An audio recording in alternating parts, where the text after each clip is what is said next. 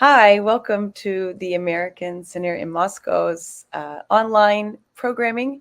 Today I have a good friend, a great musician, a great songwriter, John Winn, with me today. And we're going to talk a little bit about his life, his career, and specifically around his time in Russia and the making of this song, Vladivostok. Hi, John. How are you? I'm well. How are you? Doing great. Um, I'd love to just hear a little bit about uh, who you are and maybe just briefly like how did you get the idea for this song? And then I'd love to play the song. Yeah. So I'm a musician. I sing and I play. On the recording, you'll hear I'm playing the soprano saxophone as well as singing. And I had this great band of guys who I had actually been a teacher of at university for a few years. But I was pretty close to their age, and we started playing together back in the late 90s, just doing some kind of weeknight gigs and things like that. And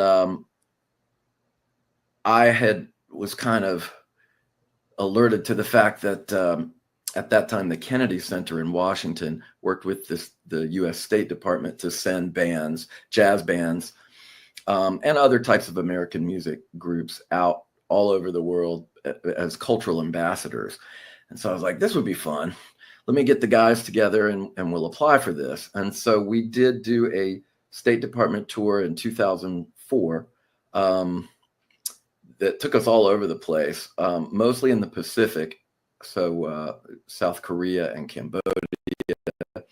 And that's how we landed in Vladivostok, specifically in that kind of area of the world.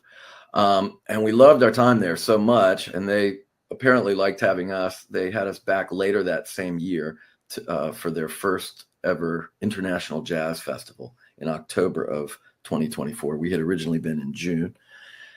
And then 5 years later, we went back. We were invited back for the 5-year anniversary jazz festival. That was 2009. And I thought, man, we love it over there so much and love the people that we've met. And we owe them a song. So I wrote this song kind of in honor of the place, the people, and also how we, 4 guys in the band, felt about Vladivostok specifically and about the people. And so that's kind of how the song came about, and we recorded it and made a bunch of CDs and took them over there, and hopefully some are still floating around.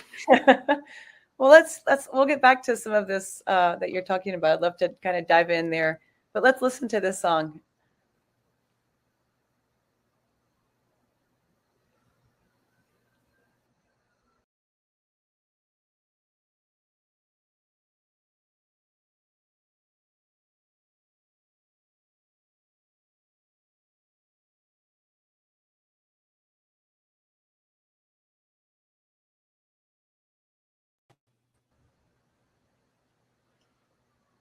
Oh, Those pictures are right, but I didn't hear any audio. yeah, no audio yet. Well, we can get back to that in a minute as soon as we get that figured out. If you guys can just, you can let us know when you're ready to roll it. Mm-hmm. So tell us a little bit about the lyrics. I know that the lyrics are posted in the YouTube link. So can you maybe read us the lyrics in English? Yeah. So in another time and place, I feel a different warm embrace as night becomes the day. Looking out across the sea, which separates that life from me, a song begins to play. And all of that is really just to say, kind of put a spin on how we felt about the place. It was interesting for us. This tour was mostly, as I said, Asian countries that we did. And Vladivostok, kind of sandwiched in the middle of it, is culturally European, of course. Mm-hmm. But being so far over on the Pacific coast, literally in Asia, it's kind of this cultural island in the middle of all these other places that we went. And so in some ways felt more familiar to us as a Western, country, but also they're so far removed from Moscow and St. Petersburg that Yeah. I think they often, the denizens of Vladivostok, feel a little bit on an island. And so it's kind of this magical place. And so in another time and place, I feel a different warm embrace. It's like we had a second home. As night becomes the day, and that just refers to that we're on literally where I live on the East Coast of the United States, and where those guys are on the far East Coast of Russia, on the Pacific, is literally night and day. When it's daytime here, it's nighttime there. So that's what that means. And then looking out across the sea, so that's both literal and figurative, the sea that separates that life from me. So we felt like we had this kind of different, fun, secret life when we were there, where we just got to do all these interesting things and hang out with all these different and interesting people than who we knew back here. We know different, interesting people here too, but so looking out across the sea, which separates that life from me, a song begins to play. And so the idea is that the song was coming to me in my head. And then that's the next line. It's only in my head, no proof in sound to spread the truth we own. A name that few will know, we set aside our prose for poetry. So the song started in my head, no proof in sound, so it's not really alive yet, to spread the truth we own about the place. A name that few will know is Vladivostok. When people say, oh, you went to Russia, Moscow? No. St. Petersburg? No. Vladivostok, which I think is either the third or fourth largest city in the country. And even when you talk to Russians, oh, I've been to Russia, and they're like, oh, where did you go? And they say and I say Vladivostok. They're like, really? How did you end up there? It's kind of a frontier, city, but it's really a beautiful city with beautiful people. So that's a name that few will know. That's what that refers to. And we set aside our prose for poetry. That means we stop talking about the place and start playing and singing about the place. Right. So. Awesome. Well, I think we're ready to hear it. Let's take a listen.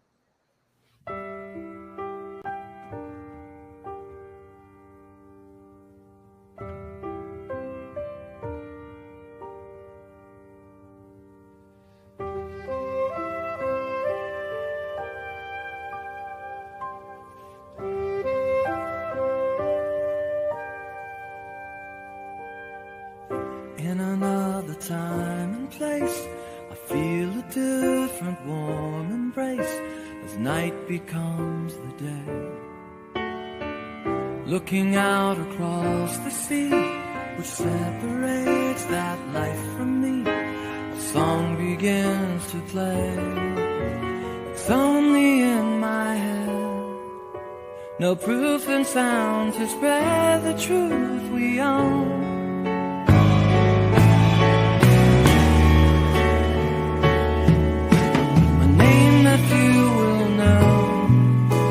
Set aside our prose for poetry.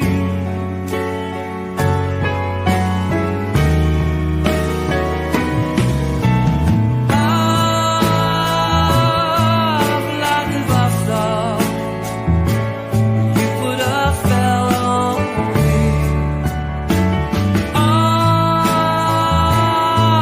Vladivostok, you put a spell on me. Words enough to understand, the spell is cast and taking hands, we dance into the day. Familiar voices fill the choir that resonate with shared desire to have a song hold sway. A solitary tone rings out above the drone of every day. Fading beat, the story incomplete, I'd like to know.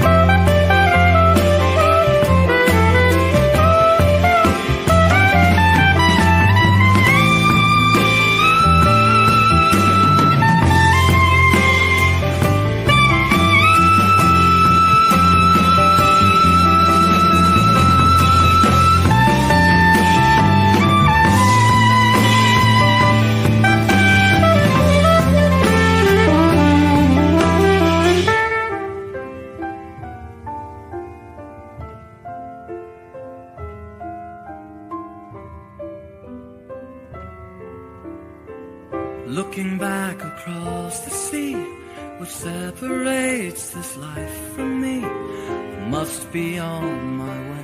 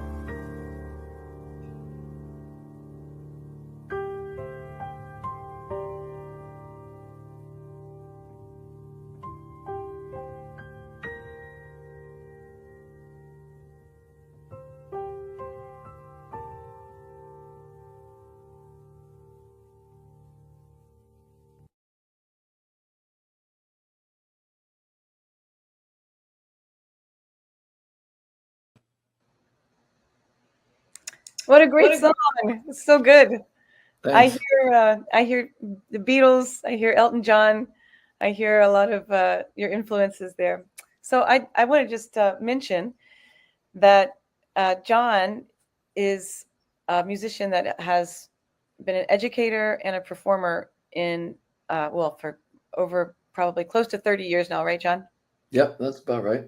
And one thing I've always really admired about you and love about your style is that you really incorporate from so many different corners of the musical empire universe. I mean, you are a classical musician. You play, John's played with every single show that comes through. So he's played with tons and tons of really famous Broadway shows and theater, any kind of theater that comes through town. You've played with a lot of really well-known people. You've written your own songs for as long as I can remember, which are always very pop informed because you really have a great deep respect and love of pop music. It sounds like musical theater, and of course jazz. Like you're a trained jazz musician. So it's just very unique because I don't hear this combination in any other musician I can think of. So I love this song because it kind of has a little bit of everything. It's a great depiction of you as a musician in some ways. Can you tell us a little bit about your songwriting process because you do write in a lot of different genres too. So how do you get an idea for a song? Does the music come first? Do the lyrics come first? Does it just depend? When do you want to write a piece that's just instrumental? When do you want to write a song with lyrics? How do you flip between the styles? If you could give us some idea about that. Yeah, well, we can start with that song a little bit. Yeah, I think with that one, the first thing I heard was the kind of the Vladivostok, like just the name of the place. And to answer your question about music or lyrics first, I mean, it's best for me when they both kind of come at once, not the whole lyric, of course, but at least the first idea or first couple of phrases, and I'm hearing a melody with the words. And I actually had two ideas for this song originally, which were bouncing back and forth. And so that middle kind of chill section that then has the saxophone solo in it was my original idea for the song. This kind of Vladivostok. But I didn't feel like it was strong enough for, like a chorus for the song. So I kind of ditched it, wrote all the rest of the song, which is the beatly pop sounding part. And then I was like, well, we're a jazz group. We got to have some improv in there. So I went back to that original bit and had it kind of open up as a place where we could improvise. And you hear a bass solo by Curtis Fye, our bassist. And then I play that soprano saxophone solo. So that's kind of our improv section. That's jazz oriented, plopped in the middle of a pop song. Yeah. So that's kind of how that song sounds like two songs a little bit. And you could certainly play it. And I have just, if I'm playing it around here on the piano, I just leave that middle section out because it's for the improv, it's for the band, but so it works that way too. And yeah, I mean, I just kind of, I have learned to just trust my instincts when I hear something, to just kind of go with it. I'm currently writing music for a musical theater piece, songs for that. And, sometimes I hear some stuff and it sounds maybe a little too much like Stephen Sondheim, who's one of my heroes, and so I'll be like, well, I don't know, I should probably stay away from that. And I'll try some other approach. And then I usually end up kind of going back to the first thought, as being the best thought, and just have to kind of trust it. But as you say, even within that musical theater piece, I've got elements of like 1960s soul music, 18th century classical music like Mozart, kind of almost jokingly in both of those in the same song, actually. So for me, what's interesting is to try to do things that I haven't done quite the same way already. And that is why I love the Beatles, for instance, or somebody like Stephen Sondheim or Miles Davis in jazz that was constantly reinventing themselves. So that's a big part of it. Sometimes lyrics come first, especially for this music theater stuff. You're often writing from lines on a page from a play, and that you then have to decide how to reconfigure to make them musical. So sometimes, yes, they have to be lyric led. Often I'll just hear a melody and just sing some dummy lyrics, meaning lyrics that don't make any sense to what the song's going to be, but just something that I can sing. Sometimes a few of those will stick around. So they're all different ways to skin a cat, as the saying goes here in America. And so it's kind of fun looking back when you've written some stuff to be like, oh, that's how I got there this time. Yeah. And that song we just heard, some of the arrangement aspects, the way we played it, came from Daniel Clark, our pianist as well, like the intro and the outro, the little piano thing. That was his idea. Some of the things that lead up to the chorus were his ideas, these kind of rhythm section hits, boom, boom, boom, boom, boom, that I didn't originally have in the song. For me, it was the melody, the words, and the chords that I came up with. And then those guys kind of added stuff. That's typical, when you're writing for a band. So tell us a little bit about Neighborliness. It's like an all-star band, just such a great. It's really interesting because you can have incredible players, just great players, and not have chemistry, and it kind of falls flat. But that's certainly not the case with you guys. You guys are all just incredible musicians of your own right, and there was something really magical that happened with you guys playing together in ensemble. Like, tell us a little bit about Neighborliness and about those guys and about how it started and when you're going to do a reunion tour. I'm waiting, Yeah, I'm kind of waiting for that too. So those three guys are all about the same age. They're all within a year and a few months of each other in age. And we're all students at Virginia Commonwealth University, starting, I think, Daniel, the pianist, and Robbie, the drummer, started the same year, like 1997. And I had just started teaching there. I had gotten my master's degree there and had done a little bit of just like run an ensemble here and there. But that was my first year where I was teaching full time there. And then Curtis came the next year, the bass player, and Curtis and Daniel had gone all the way through high school together, and maybe even prior to that. But they kind of grew up playing music together. And so those three guys as students were just playing together all the time, inside of classes, but also outside, just, getting together. And they had a name for themselves called the Cold Cut Trio, which is kind of funny. And then somehow we began to book some gigs together. I'm about 8 years older than those guys. And ended up playing all over town here. And as you say, there was just a really great rapport. We had a guitarist in the band originally as well, who was in school there. He was a couple years older than those guys. Was that Colin? Was it Colin McInerney? Colin McInerney, yeah. Colin?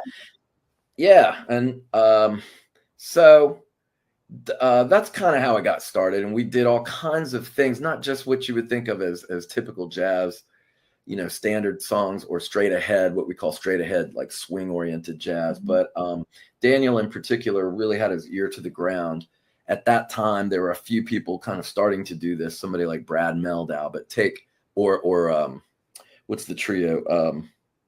I'm blanking on the Bad Plus. The Bad Plus, they would take, at the time, current pop songs or rock oriented songs like Radiohead songs or even some Beatles songs, and really reorient them for their own, combining them with their jazz sound. And so we were doing a lot of that kind of stuff, but often with me singing. And so on this CD that we recorded with Vladivostok on it, for instance, there's a song by Tears for Fears on there. There's a John Lennon song, Instant Karma, that we rearranged. The Who's My Generation is on there. But none of them sound really very much like the original. I mean, they're recognizable, but we really put our own spin on them. And so that kind of became, in a large way, our calling card.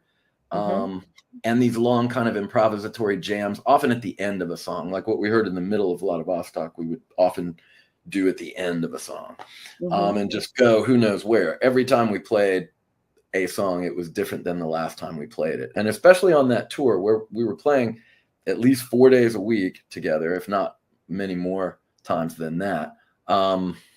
It was really interesting over just a 5-week period how some of our repertoire really evolved and how we picked up new things. Yeah. So just want to remind everybody that that's watching that you can send in questions, and we'd love to engage in that way if you're interested.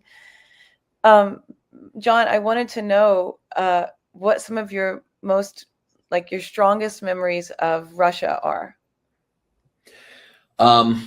It was so interesting to us. We went there we flew into Japan and then to Busan, South Korea, and spent most of a week there.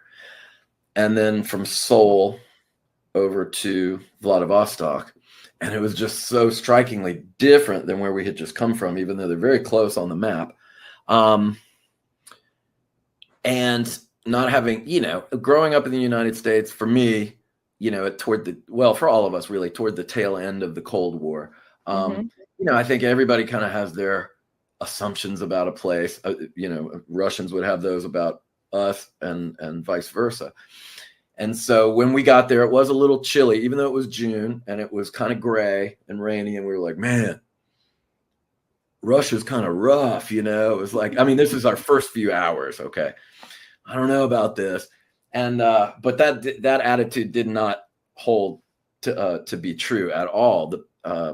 We made so many quick friends there, and the people were so beautiful and sweet to us and kind. And we met lots of musicians who we would keep seeing as we went back for repeated visits. Jazz musicians, classical musicians, people kind of just doing what we were doing, which is, playing concerts, playing gigs, playing in clubs. And so that kind of stuff was fun. It seemed like there was always a party to be had. Anytime we played a concert, there would be a big dinner for us in our honor afterwards with multiple toasts of vodka and, lots of fun to be had with that. Some of the guys took us out fishing in the bay one morning, which was really cool. Yeah, you love it, right? Yeah. And there's a picture of me somewhere with a fish that I caught that's this big, literally, on a hook. I'm holding it up next to my face. It's like that big. But meanwhile, we had just been asleep for like 2 or 3 hours because after all the dinner and the toasts, then everybody goes out dancing. There was a club in Vladivostok in particular that we loved we played there a few times and then would just hang out and keep dancing with everybody afterwards, called Zabriskie Point.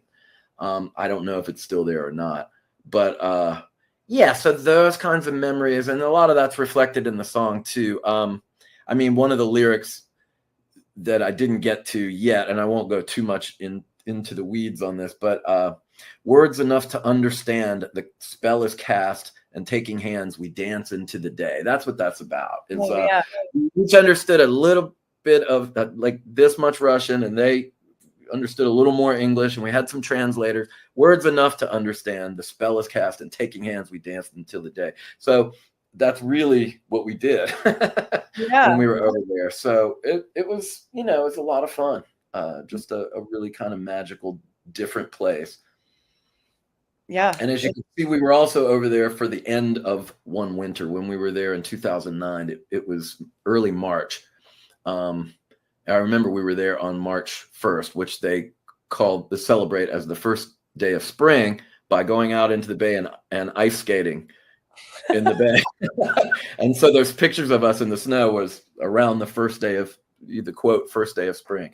So just a different, you know, view of the world and things. It was fun. So you have some newspaper clippings, right, from this time? Yeah, I had some stuff.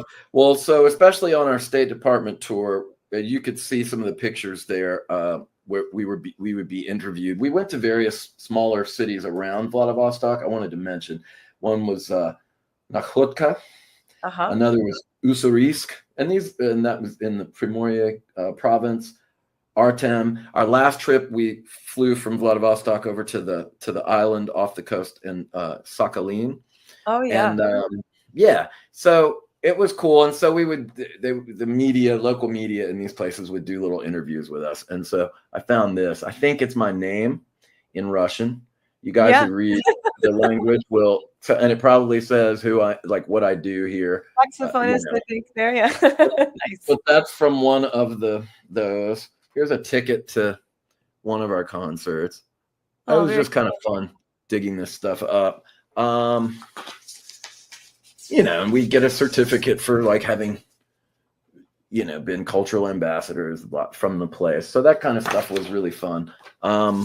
Yeah, and the newspaper, so here is some of the local press. It's a Vladivostok local newspaper. That's great. And that's from, I'm not sure from which time it is. I think it's probably the second time we went, which was still in 2004, but the picture was from the first time we were there. Kind of hilarious, you know, especially if you know the guys in the band.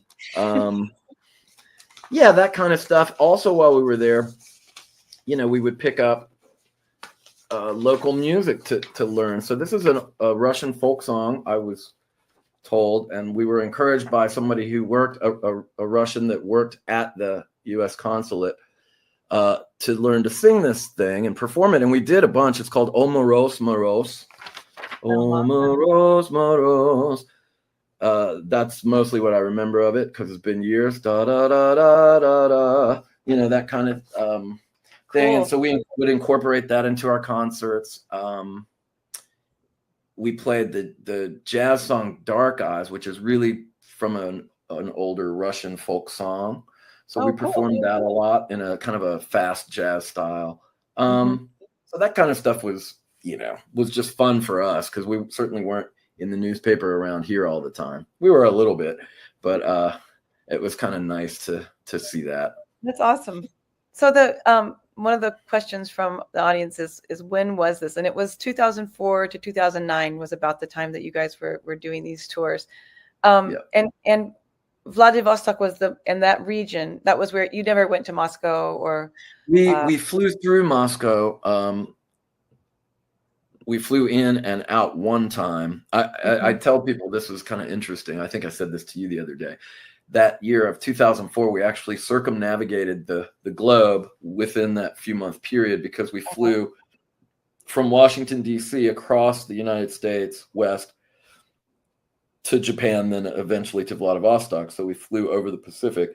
And then when they had us back later in the year, in October, we flew from Washington to Moscow. Got on another plane, had to refuel in the middle of the night, in the middle of the country to get to Vladivostok that way. So we actually had flown all the way around the world in those two trips. So we never performed in Moscow, but we did spend some time there. And that was a lot of fun. We have some great pictures of that. I remember I had a newborn son at the time. And I bought him one of the little Russian stacking dolls that was all Winnie the Pooh characters. right there near Red Square. It was kind of, and he loved that toy for the early part of his life, for sure. We got when we were in Moscow, which I think is an amazing city, really, truly beautiful and just really cosmopolitan. But we got the Matryoshka dolls that were Soviet cosmonauts instead of the like traditional ladies, which I love that. They had all kinds. I remember they had all the Russian, premieres, going back, like, I guess Putin was the big one. Then you'd open it up and it was Yeltsin, and it just went backwards, Gorbachev, etc. So that was kind of fun. Well, here's a great question from the audience. How do you create when you are not in the mood to create, but you have to? That is a great question. And I'm dealing with that. Today, I had a pretty good day before I got on this. But yesterday, there's this particular song I'm trying to get started on. And I have a deadline for this. This is for this musical theater piece that I'm writing. So I've written a bunch of songs for it, and I have really 2 more that I need to write before we do a workshop on it in January. But I need to get them written so that Daniel actually has been helping me. We just recorded one of the songs the other day. He's helping me do demos on them so the actors can learn them. So that's my deadline. Sure. Deadlines are important to answer part of your question. That is sometimes how you create when you're not in the mood. You just have to. So yesterday I was having a really hard time, and I'd written some notes and some potential lyrics, and like these are the things I have to get to in the song.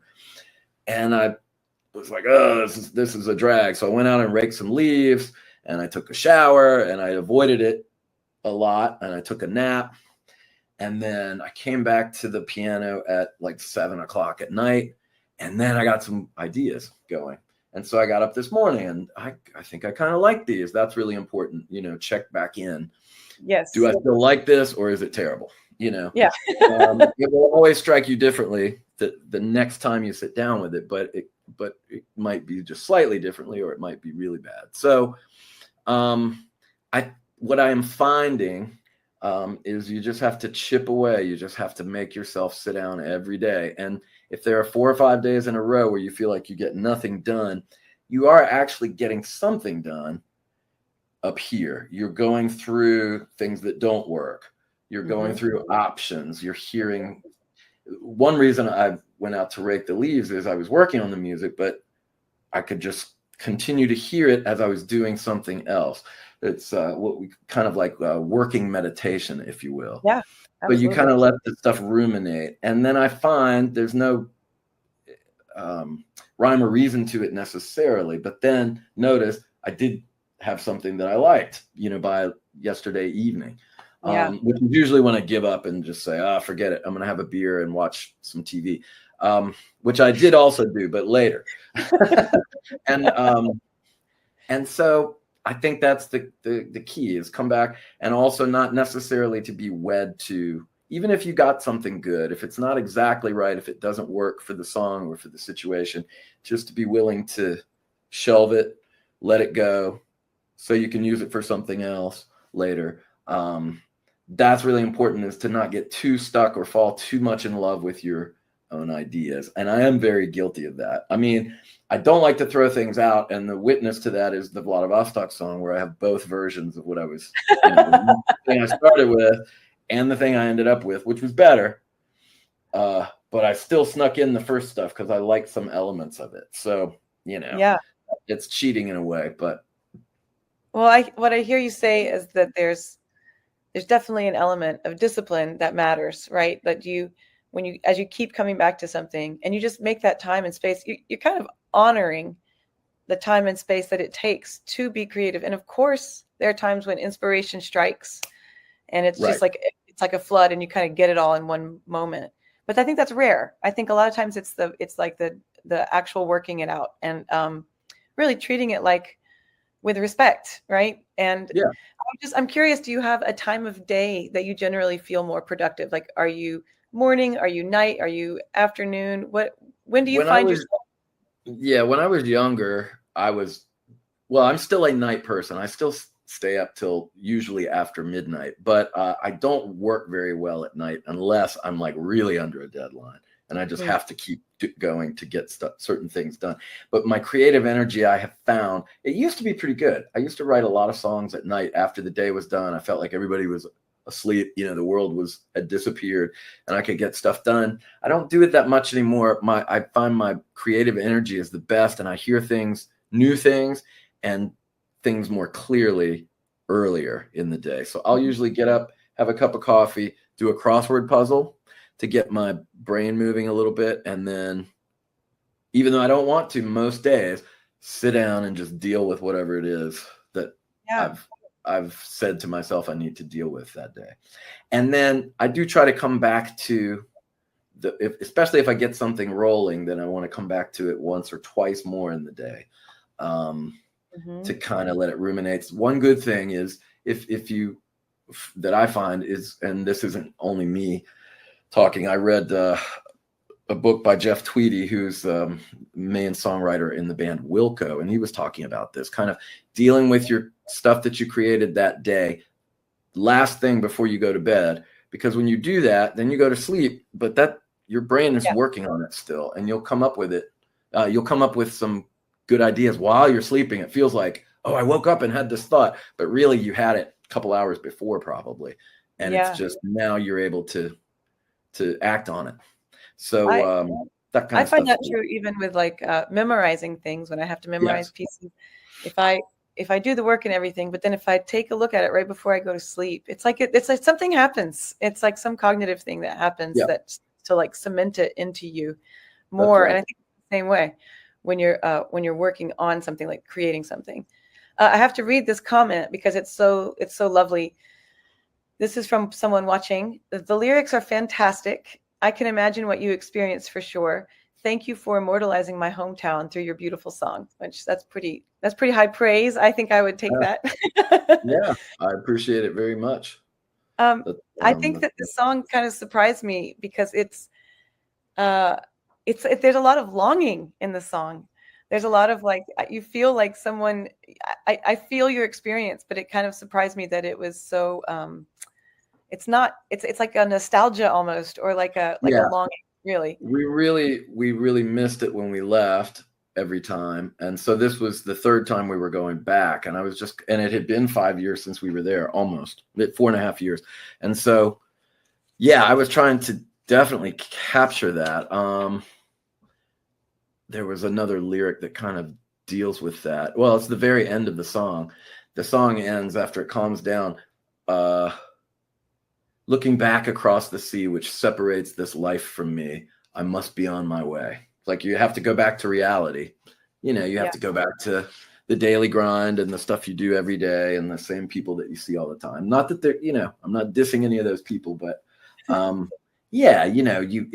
it was like going to a wonderland. It's like a little Through the Looking Glass or the Narnia wardrobe, where you can just walk into this different place and then you have to go back.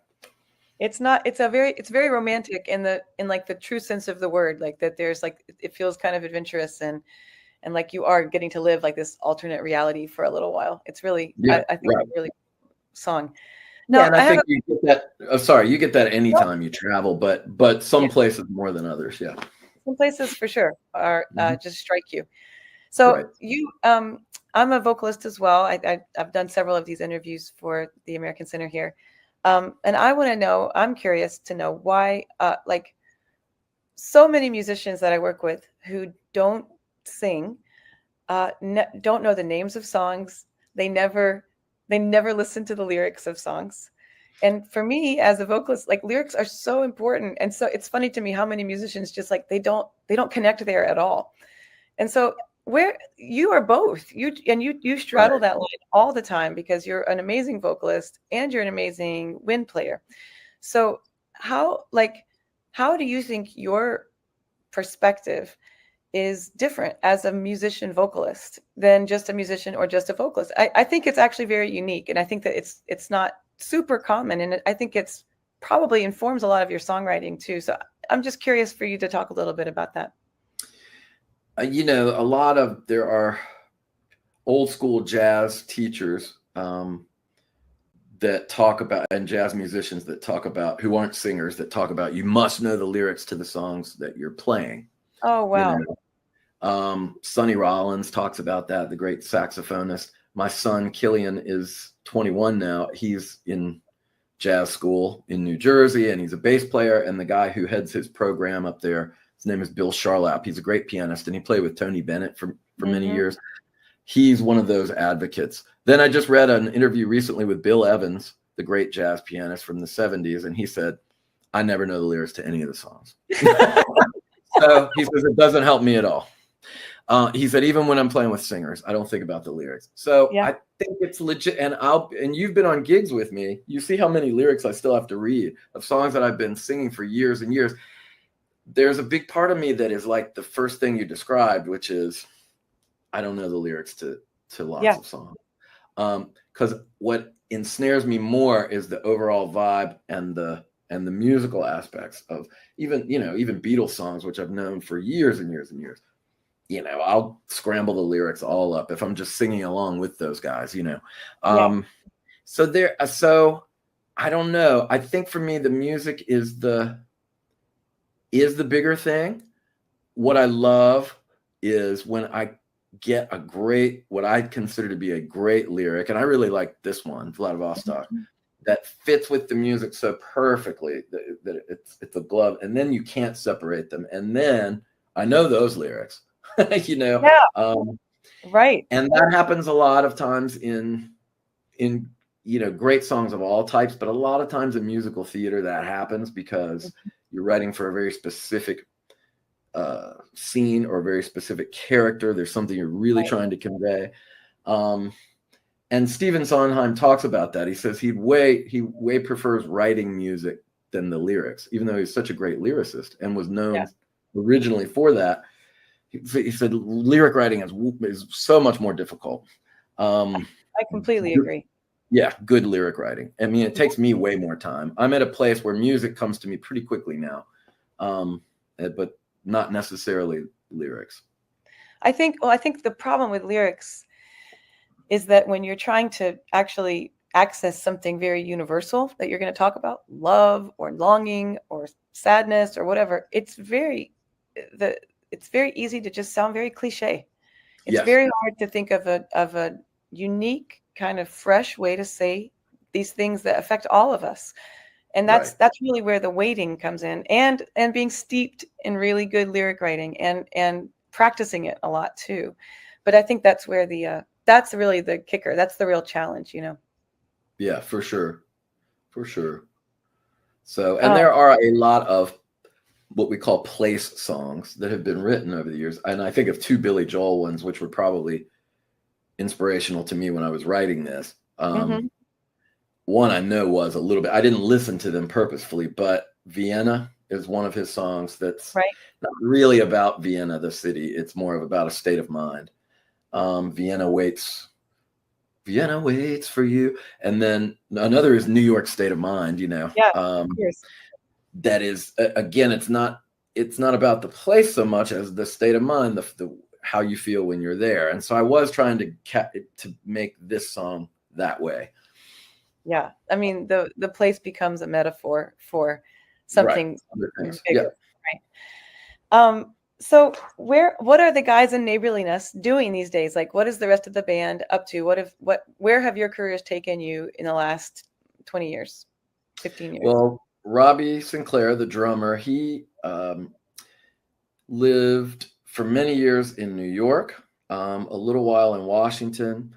Then he got married to an artist who was French. They lived in Los Angeles for a while and then moved to France around the COVID time. So 4 years or so ago. And he's still over there and is playing with a bunch of different people. And he does kind of a pop hip hop thing. Have you seen any of his stuff posted? I can't remember. I can't remember who it is, but he's kind of a big deal. Like he's playing stadiums with this guy. Oh, cool. Yeah. And then Daniel Clark, the pianist, not long after our last trip, actually right before this last trip in 2009, I remember the year before, he had gotten a couple of high profile tours going. He had started working. He did a recording with the pop singer and actress Mandy Moore here and did a little tour with her and kind of got into the music industry larger writ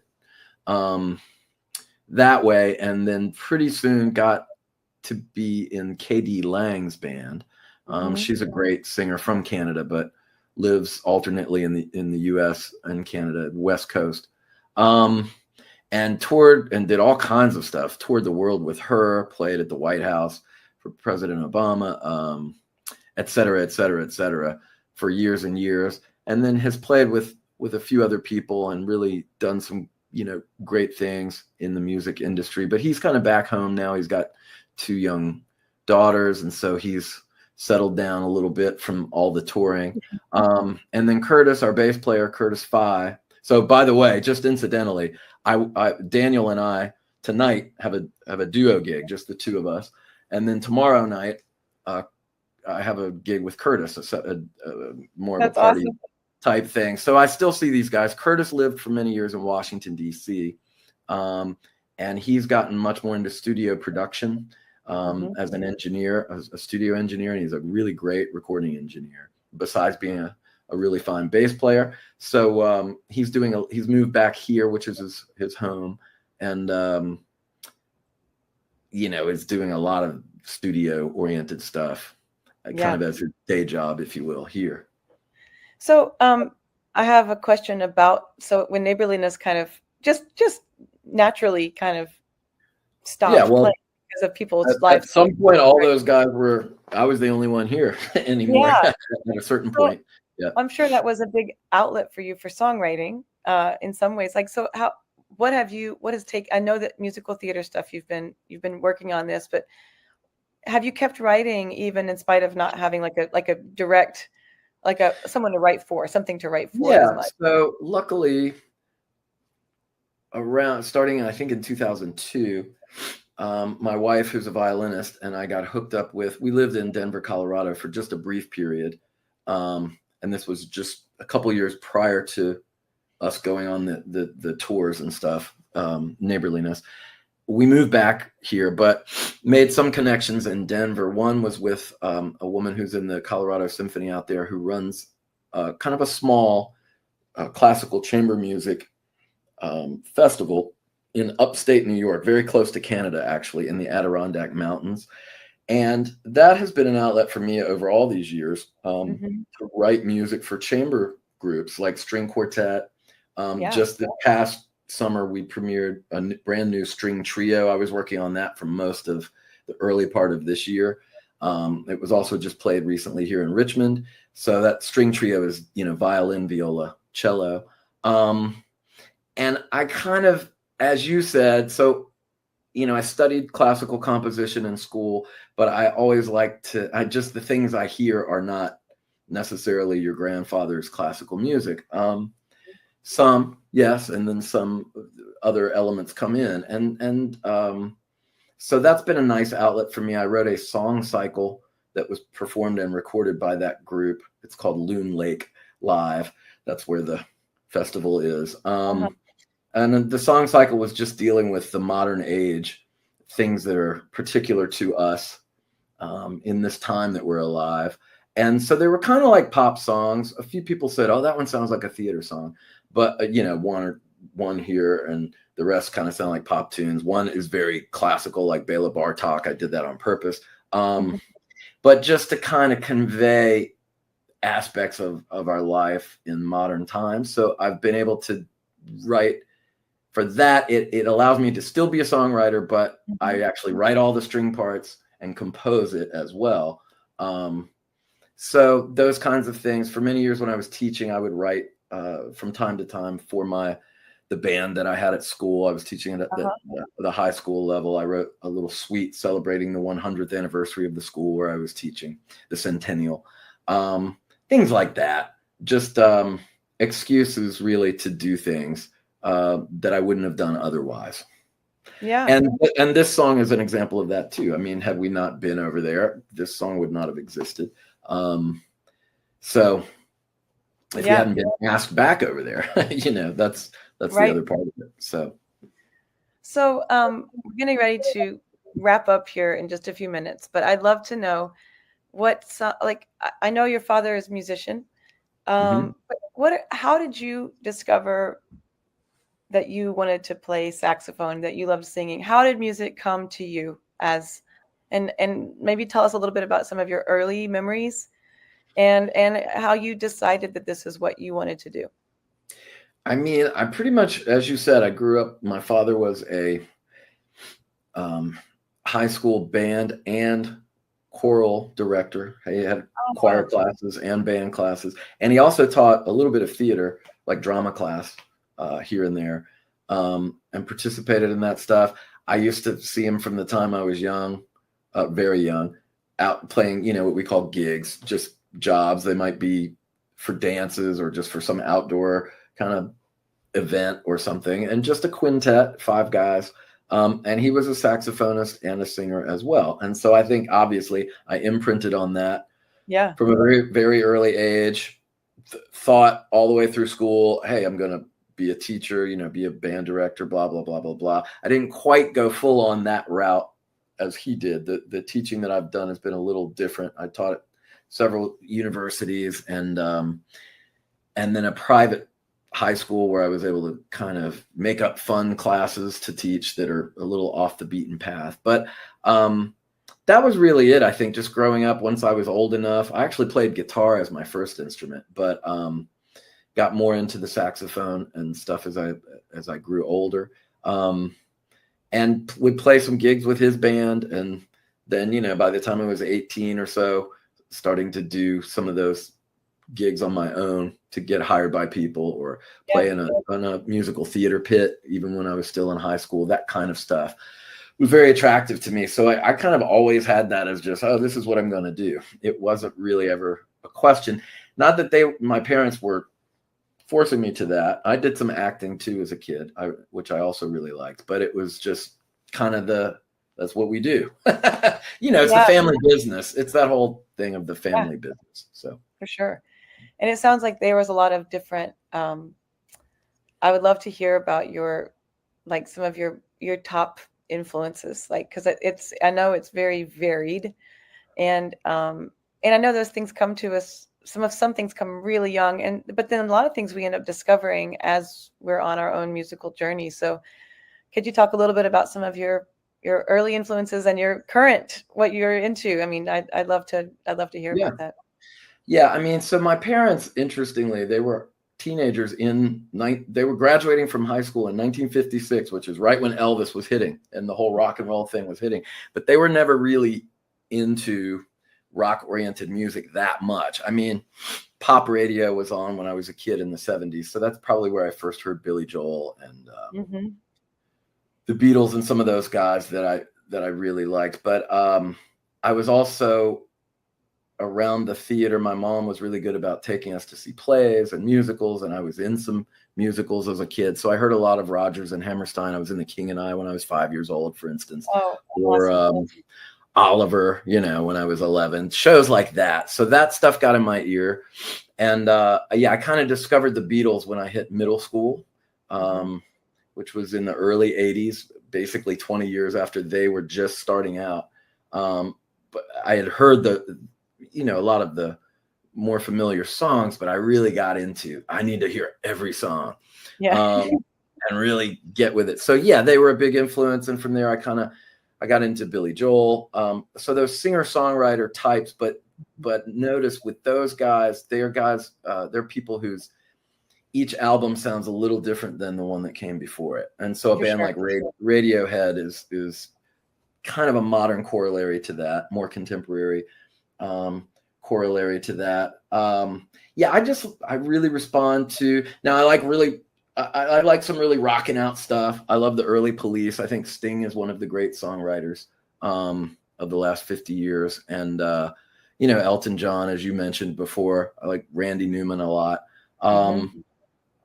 So you know how it is. You just kind of find things as if you like this guy, then maybe you'll really like this guy. So Elvis Costello is another one of mine. Sure.